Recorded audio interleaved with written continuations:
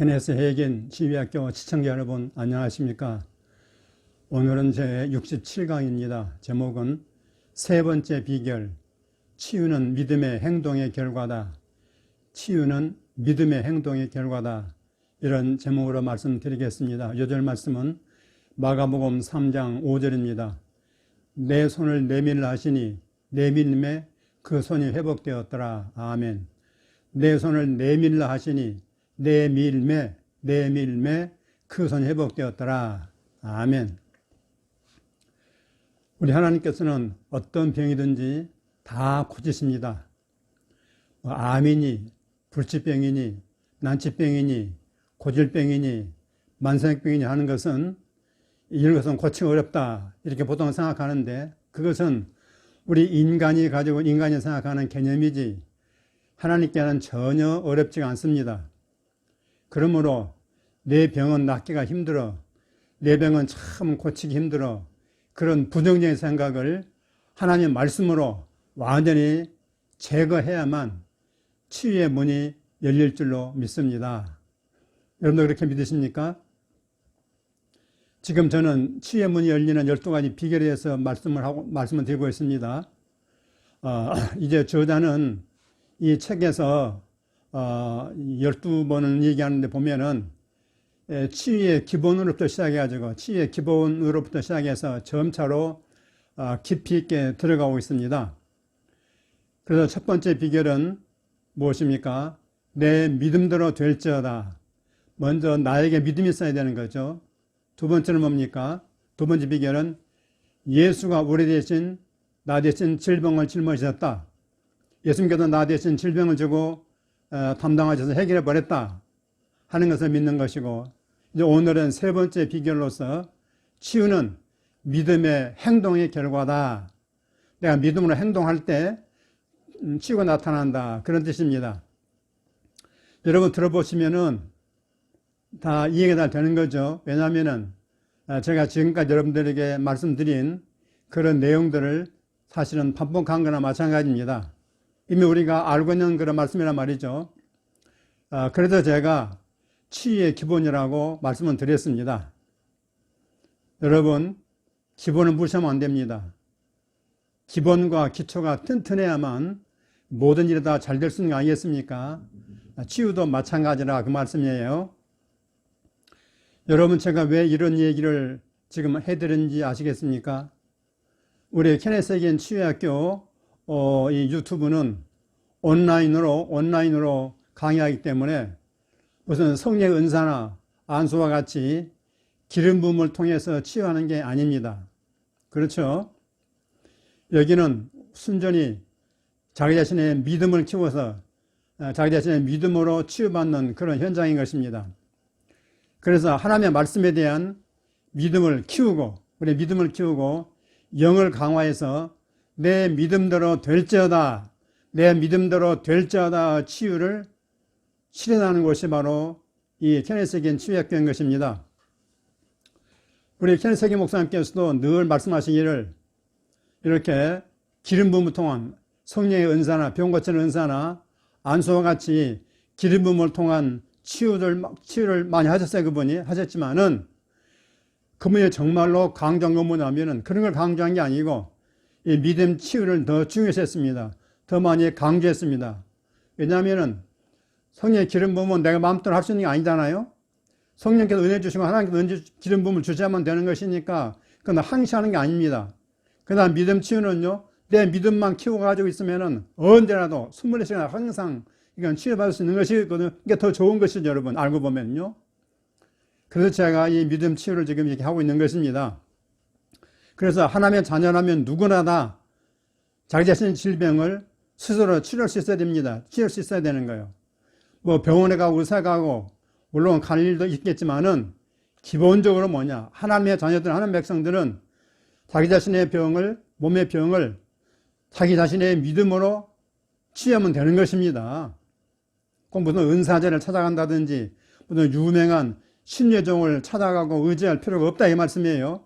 이게 새 언약 하에 사는 신약 시대 백성들의 삶의 방식인 것입니다. 믿습니까, 여러분? 이 부분을 잘 이해를 해야 됩니다. 근데 교회 다니면서도 목사님이나 성도들이 이걸 이해를 못하는 거예요. 아프면 누구 찾아가고 병원 가고 약 먹고 의사 찾아가고. 그건 두 번째, 세 번째입니다. 기본적으로 하나님의 백성들은 자체 몸에 병이 생기면, 병이 안 생겨야 되겠지만 병이 생기면요, 자기 스스로 자기 믿음으로 고쳐버리는 거예요. 할렐루야.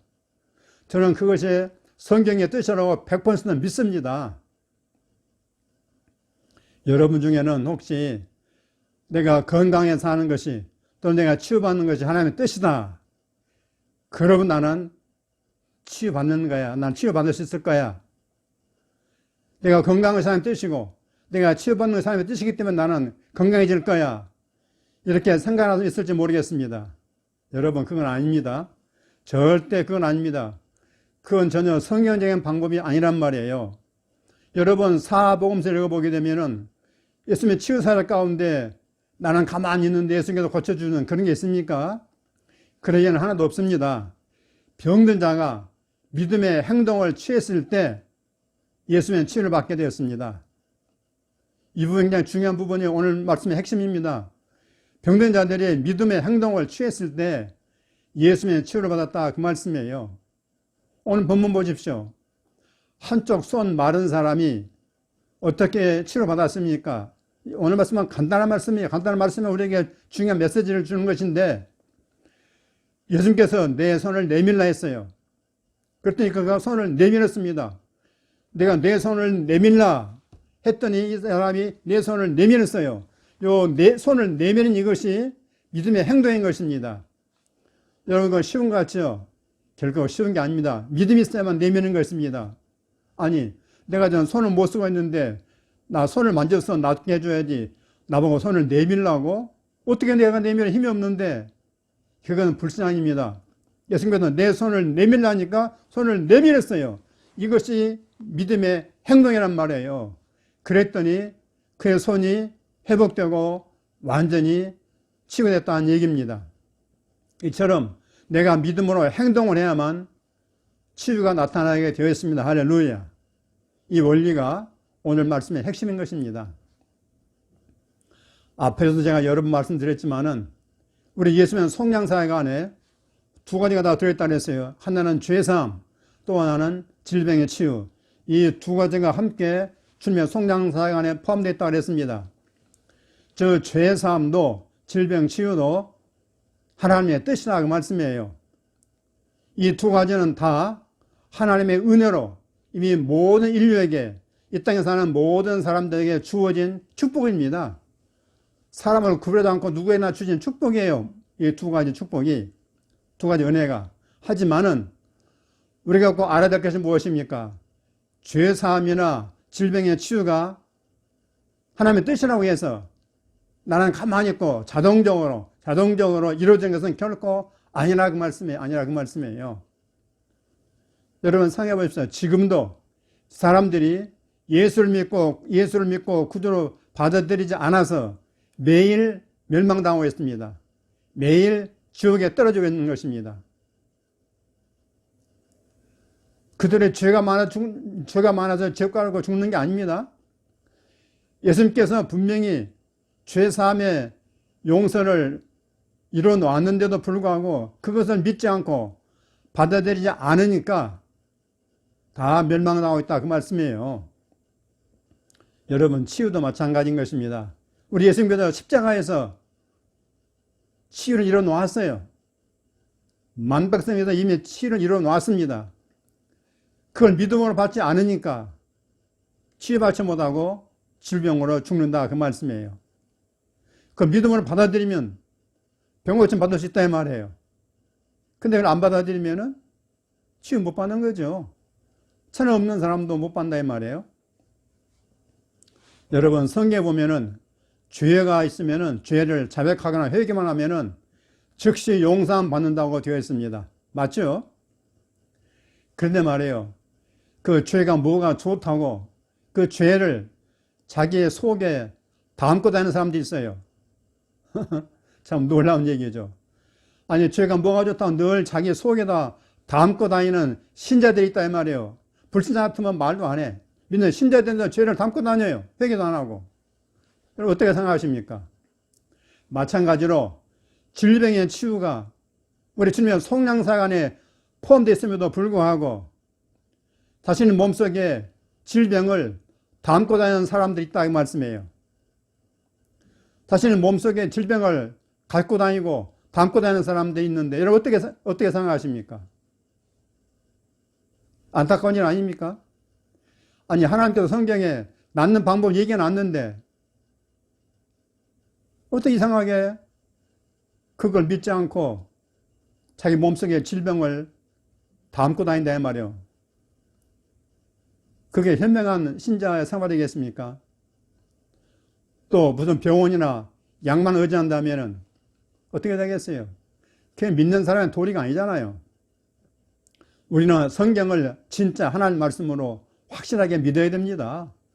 그러면 모든 문제가 해결되게 돼 있는데 왜 사람들이 이런 귀한 진리의 말씀 안 믿는지 모르겠어요.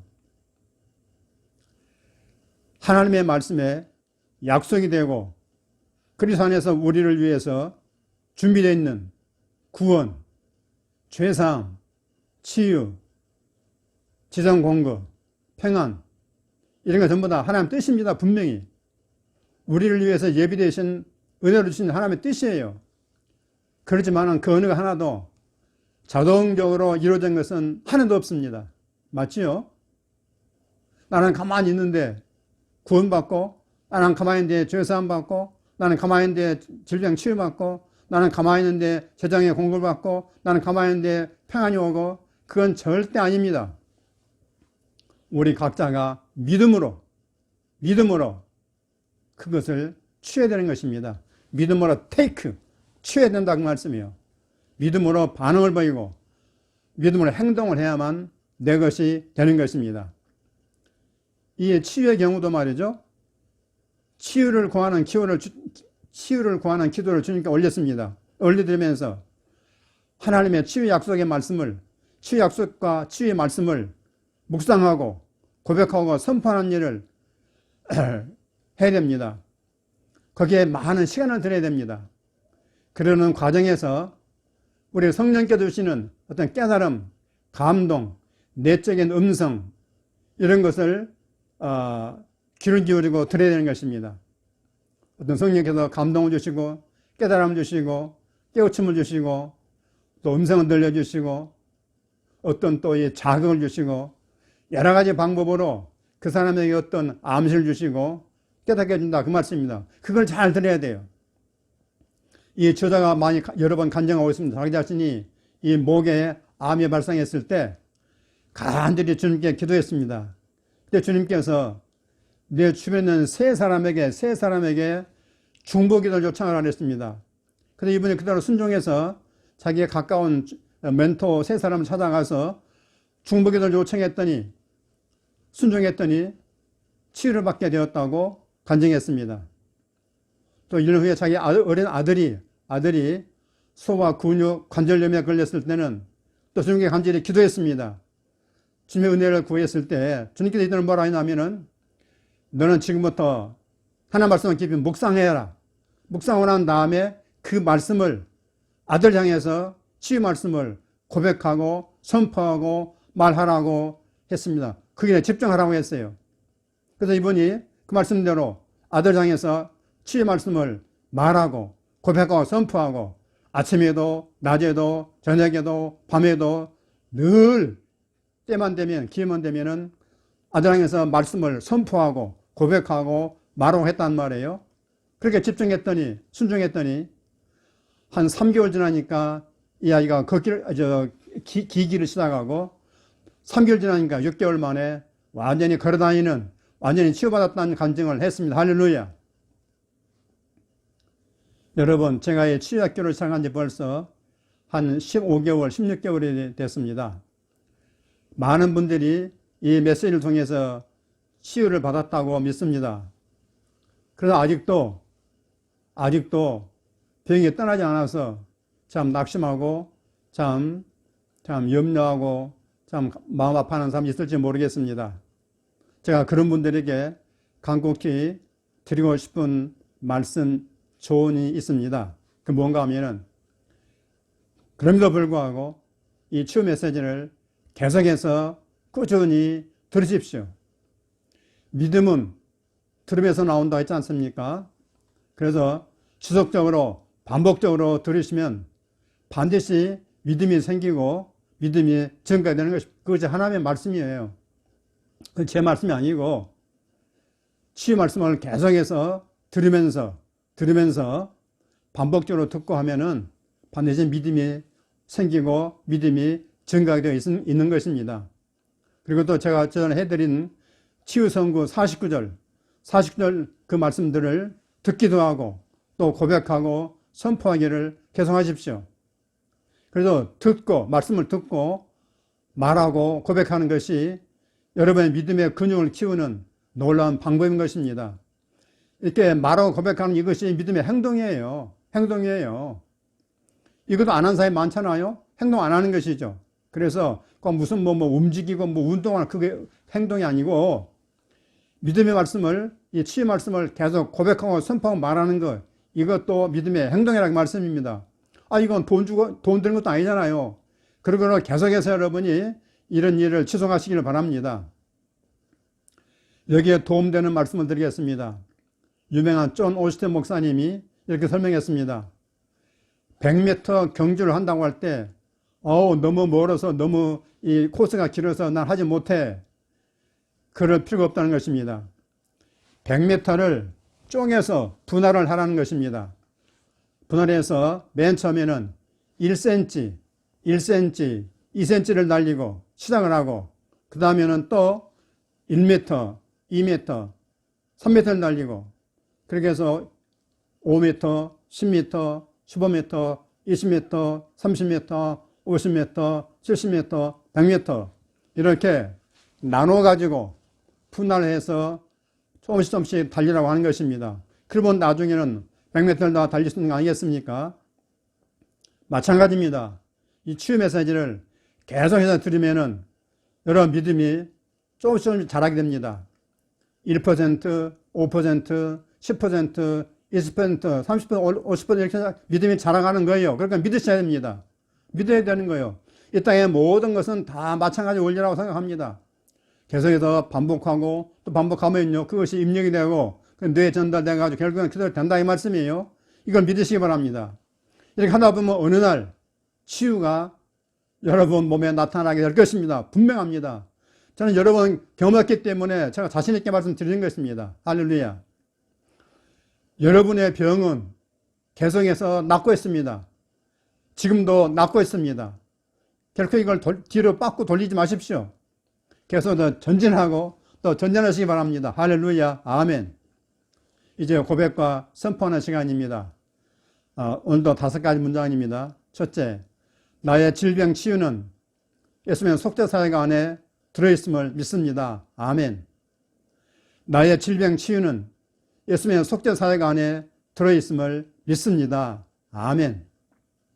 두 번째로, 나의 치유 믿음은 말씀을 묵상 고백할 때마다 점점 크게 자라납니다.